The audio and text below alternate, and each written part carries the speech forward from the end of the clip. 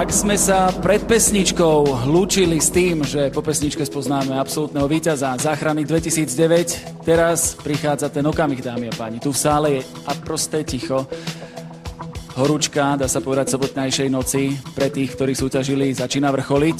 Ja pozývam v tejto chvíli na pódium doktora Miloslava Hanulu, lekára záchrannej zdravotnej služby Optimus a zároveň lekára víťaznej posádky z minulého roka. Dobrý večer. Príjemný dobrý večer.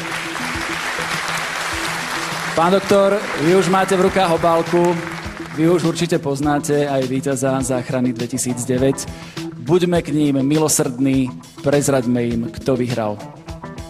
Dámy a páni, absolútnym víťazom súťaže Záchrana 2009 sa stáva Záchranná zdravotná služba Benešov.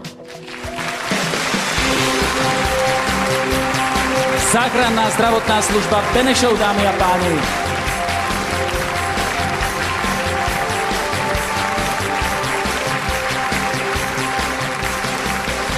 Cenu opäť prichádza odovzdať generálny riaditeľ spoločnej zdravotnej poisťovne inžinier Ján Špaček.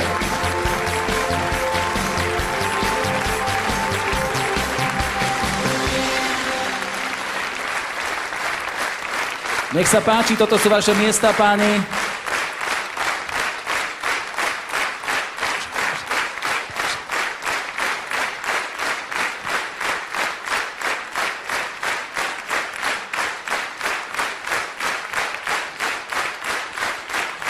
Záchrana 2009 pozná svojich absolútnych víťazov.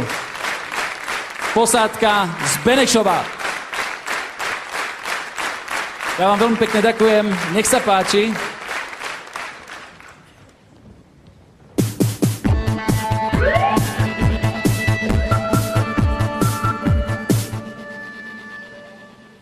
Aj keď to tak možno v tejto chvíli nevyzerá, my sa nachádzame pred divadlom Andreja Bakára, a to konkrétne na mieste, kde ošetrujeme postihnutých, ale treba pripomenúť, že tie zranenia sú iba simulované. A keď už spomínam ošetrenia, tak ošetrenie zraneného postihnutého priamo na mieste udalosti, tak to je symbolika ďalšieho ramena záchranárskej modrej hviezdy. A ja už mám v tejto chvíli pri sebe pani Gitku, my už si tu tak familiárne hovoríme. Pekný dobrý večer prajem. Dobrý večer. Pani Gitka je lektorkou a učí poskytovať prvú pomoc nielen zdravotníckych pracovníkov, ale aj laikov, to znamená všetkých tých, ktorí majú záujem získať užitočné informácie a naučiť sa teda poskytovať prvú pomoc.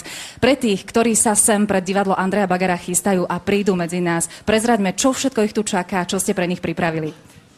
Tak tu v našom stane operačného strediska záchrannej zdravotnej služby máme nainštalované rôzne pracoviska.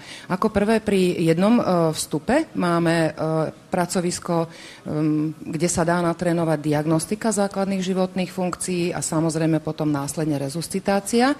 Dá sa to kontrolovať samozrejme počítačom a máme to všetko premietané na plátna a máme naimitované pracovisko operačného pultu, tam, kde pracujú naši operátori. Toto všetko si verejnosť môže tuto teraz pozrieť. De facto na operačné stredisko sa verejnosť nemôže dostať. Takže toto je jedinečná príležitosť. No a potom máme tu ešte ďalší stan, ktorý je tuto hneď za nami. A tam samozrejme máme ďalšie pracoviská, tam sa dá nacvičiť uvoľnenie dýchacích ciest, pridusení sa, ďalšie pracovisko resuscitácie. No a máme tam takú pikošku, pôrodnickú figurínu. A aké sú vaše skúsenosti? Na čo sa tak najčastejšie ľudia pýtajú? Čo chcú vedieť? Najčastejšie sa pýtajú na to, ako zistia, že tomu človeku niečo je. Vlastne majú nejasno v tom, akým spôsobom zistia, kedy treba resuscitovať. No a potom samozrejme problematika detí. Problematika detí je vo všeobecnosti aj pre záchranára veľmi ťažká, pretože ako náhle sa jedná o dieťa, tak zvyšuje sa stres. Tak nečudujme sa rodičom. Ja vám v tejto chvíli veľmi pekne ďakujem. Samozrejme, nech sa páči, môžete sa naďalej venovať svojej práci. A len pripomínam všetkým vám, ktorí sa chystáte sem pred divadlo Andreja Bagara. My tu dnes večer liečíme aj hudbou, takže príďte medzi nás. Konkrétne teraz sa zameriame na ochorenie srdca, aj keď to, o ktorom bude reč, je srdce z bubliny. Spieva vám